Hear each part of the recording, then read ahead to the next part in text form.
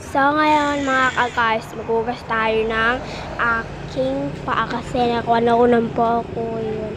Hinugasan ko na pala yung paa ko kasi sobrang dumi guys.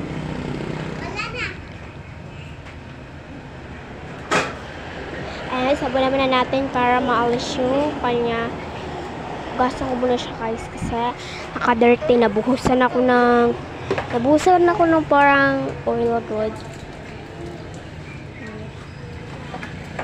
So, gusto namin sana i-try yung parang trend na walis.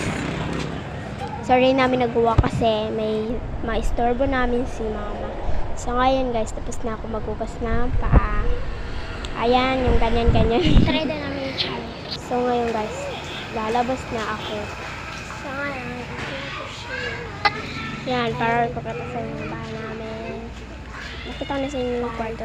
Dito yung kwarto namin. Kasi may napakita ko na sa inyo. sa labas. Dito kami. Laki yung bahay na lang. Tapos, meron tayo siyang bakante dito. Ito pala guys. Ito pala yung kapatid ko. Yan. Nahulog yung chicken niya kaya di daw makuha.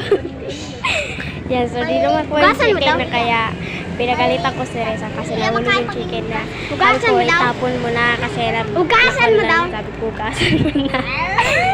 Tinapon niya, pinalitan niya yung chicken because wala naman. So yan si Rian, parang buang umiiga dyan sa motor, tinatapakan namin yan. So ayan guys. Nga tao pag wala ha. Yan kapatid ko. Yan yung nahulog sa underroll. Ilang beses na nakatag. Yan. So ito yung garage namin. So dito kami matutulog. Joke. Dito pa talaga matutulog sa lumakas. Cloud. Ayan, so guys, sobrang init na ang araw guys, kaya mag-tiktak muna So, guys, muna ako. Sabi ni Margo. So, bye na guys.